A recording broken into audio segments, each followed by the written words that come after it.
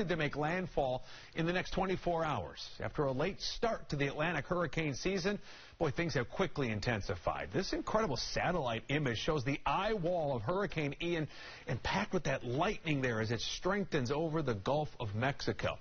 Ian expected to impact the entire state of Florida, including Tampa, where we're getting a live look tonight. You can see the darkening clouds there right now, but the trees, they aren't moving around in the wind. That's encouraging for the moment. It's also where we join CBS's Jason Allen. He is live tonight. Jason, the city hasn't faced a major hurricane in more than a century. What's the mood there tonight with sort of time running out now before Ian's arrival? Yeah, Jimmy, everybody's starting to get to that point where they're a little nervous, and I think they're ready to see what happens here. You mentioned it's been 100 years since there was a hit here. We have had other hurricanes and storms that have gone just around the city or the edge of the city, and we've kind of just felt some of the impacts, but nothing as serious as what Ian has threatened here with this storm. People are ready for it now. They've made their decisions on either evacuating or staying here, and now they're ready to see what the next couple of days have in store for them. You know, Jason, we saw you at 5 o'clock here tonight, and in the setup, too, you were talking about more than 2 million people under some sort of evacuation order. First thing that popped into my mind was traffic. I mean, what does this look like?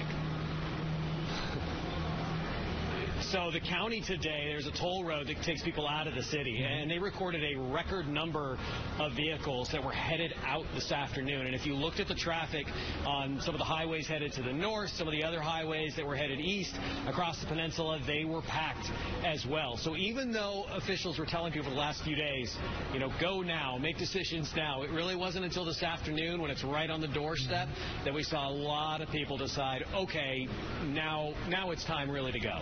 Give us more of a sense of where you are right now. Are you in the downtown area? I see a few cars there behind you. How might that look, on a typical night in Tampa? Not like this. Right. This is empty for a major metro downtown at this time of night. You've had those evacuation orders in place for a couple of days. You've had a lot of people today boarding up their windows and saying that they're just going to settle in here. And one of the reasons that we are where we are is we wanted to be just out of those lowest lying areas, not put ourselves at risk from any sort of surge that comes up, make sure that we're still in a safe spot to be able to cover the storm and not get caught in some of those low areas. Yeah, it's a smart move. We get caught up in the wind speeds, right, in the categories off from that storm surge and the rain that caused all of the problems. Jason, I appreciate you giving us an update there from Tampa, Florida. We're thinking about everybody down there tonight. You know, it was just about a week and a half ago, the island of Puerto Rico took a direct hit from a different storm, Hurricane Fiona. The storm, a Category 1 when it hit the island, but it still dealt a powerful blow. The whole stretch of the island was without power, and as many as 746,000 still remain in the dark tonight. As we get deeper into the most intense stretch of the hurricane season, relief organizations are racing full tilt to help wherever they can before the next storm arrives. Samaritan's Purse, based in Boone, is on the ground right now in Puerto Rico delivering aid. In tonight's cover story, I spoke with Tom Ovington, a disaster response specialist. He's been involved in the Puerto Rico response from day one. He shared with us how the relief organization is meeting the needs of the people there.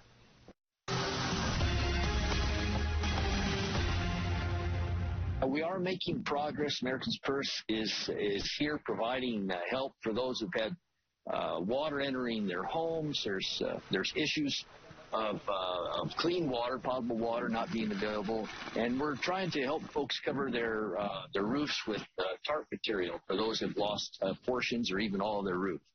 Had this area even recovered from Maria 5 years ago?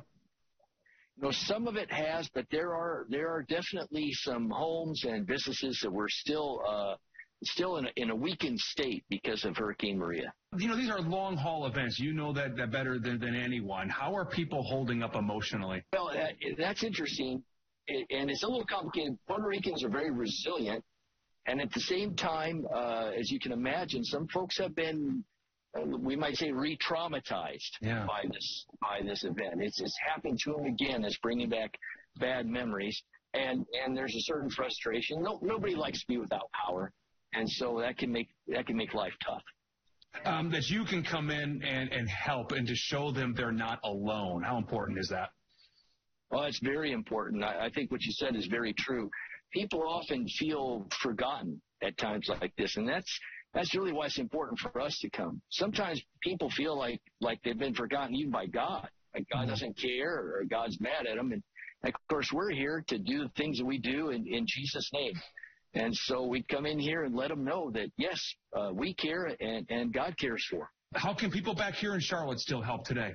Well, Samaritan's Purse uses every dollar donated to help our beneficiaries. And so any kind of help in that way. And, of course, honestly, us being a Christian organization, we always encourage people to pray. Sure. We know that gets through and that works.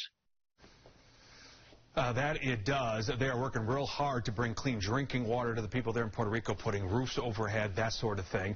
Tell us your thoughts about all of this as we get ready for the hurricane. You can contact us on Instagram and Twitter using the hashtag OYS Tonight. You can also scan the QR code there on your screen. And right now, the First Alert Weather Team does remain focused on Hurricane Ian's path. And I'm here in the First Alert Weather Center with meteorologist Jason Myers. And as I watch these forecast tracks, and it maybe wobbles a little bit here and there, the thing that does jump out at you, though, this could be a Category 4 when it comes to shore in Florida. And with Samaritan's Purse in Puerto Rico, you kind of wonder, are they going to have to go to Florida now? Because Florida is going to get hit hard. We're talking about winds over 100 miles per hour, landfall in about 24 hours from now. And for some locations, you may see storm surge 6 to 9 feet. That's taller than us.